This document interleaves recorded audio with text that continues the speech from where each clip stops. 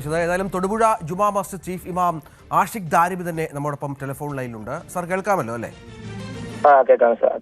എന്താണ് ഇത്തരമൊരു പ്രസംഗത്തിന്റെ ഒരു പശ്ചാത്തലം? നമ്മൾ ഓണം എന്ന് പറയുന്നത് മലയാളികളൊക്കെ എല്ലാവരും ഒരുമിച്ച് ആഘോഷിക്കുന്ന ഒരു ഉത്സവമാണ്. ഇതിപ്പോൾ ജാതി മത ഭേദമൊന്നുമില്ല. ഇപ്പൊ അത് മാത്രമല്ല, എല്ലാ വിഭാഗങ്ങളുടെ ആഘോഷങ്ങൾ നമുക്ക് ആഘോഷമാണ്.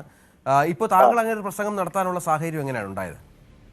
ഇത് ഏകദേശം ഒരു 2.5 കൊല്ലം മുമ്പ് ഞാൻ പ്രസംഗിച്ചൊരു പ്രഭാഷണമാണ്. ഞാന് പാലമല തൊടുപുഴ പാലമല ജുമാ മസ്ജിദിന്റെ ചീഫ് ഇമാമാണ്. അപ്പൊ ഞാൻ ഏകദേശം ഒരു 2.5 കൊല്ലം മുമ്പ് പ്രസംഗിച്ചൊരു പ്രഭാഷണമാണ്. അപ്പൊ ഇതില് ഞാൻ വ്യക്തമായിട്ട് ആ പ്രസംഗത്തിൽ പറയുന്നുണ്ട്, ഞാനിത് പറയുന്നത് ഇസ്ലാം മത വിശ്വാസികളോടാണ്. ഞാൻ വേറെ ആരോടുമല്ല പറയുന്നത്, ഞാൻ ആദ്യം തന്നെ പറയുന്നുണ്ട്. പിന്നെ ഈ പ്രസംഗം പറഞ്ഞതെന്ന് പറഞ്ഞാല്, ഞാൻ ഇപ്പൊ ഈ കഴിഞ്ഞ ദിവസം വേറെ ഒരു ചാനലിലേക്ക് ഇന്റർവ്യൂ എടുത്തപ്പോൾ ഞാൻ പറഞ്ഞു, ഞാൻ ഒരിക്കലും ഹൈന്ദവ സഹോദരങ്ങൾക്കെതിരല്ല. കാരണം അവരോട് സ്നേഹത്തിൽ പെരുമാറണം എന്ന് പറയുന്ന മതമാണ് പരിശുദ്ധമായ ഇസ്ലാം എന്ന് പറയുന്നത്. ഇപ്പൊ ഇന്ന് പ്രവാചകന്റെ ജന്മദിനം കൊണ്ട് അനുഗ്രഹീതമായ റബീഉൽ അവ്വൽ 12 ദിവസമാണ്, നബിദിനമാണ്. അപ്പൊ ഇന്നത്തെ ദിവസം തന്നെ ഞാനിത് നിങ്ങളോട് പറയാൻ കാരണം, നമ്മളോട് പരിശുദ്ധമായ ഇസ്ലാമിൽ പറഞ്ഞിട്ടുള്ളത് അയൽവാസി പട്ടിണി കിടക്കുമ്പോ അതിന് ഹൈന്ദവരാണെങ്കിലും ക്രൈസ്തവരാണെങ്കിലും ഇപ്പോഴും താങ്കൾ ഉറച്ചു നിൽക്കുന്ന വാദം ഈ മുസ്ലിം മതവിശ്വാസികൾ ഓണം ആഘോഷിക്കേണ്ട എന്നുള്ളതാണോ? അല്ലെ, ഞാൻ പറയട്ടെ ഞാനതിന് വ്യക്തമായി സംശയം കൊണ്ട് ചോദിച്ചാണ്.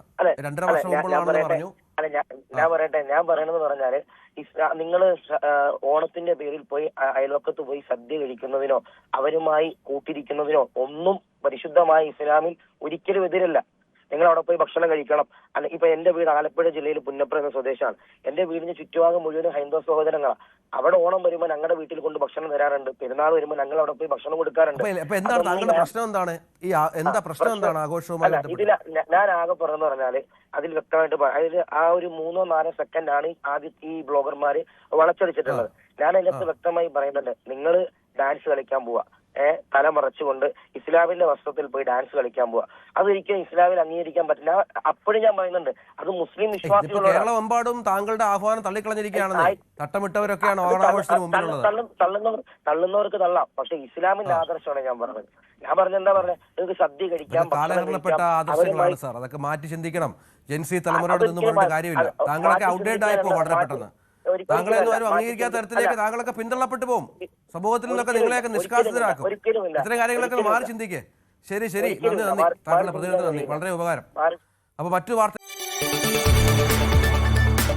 കൂടുതൽ വാർത്തകൾക്ക് News 18 Keralam YouTube channel subscribe ചെയ്യുക.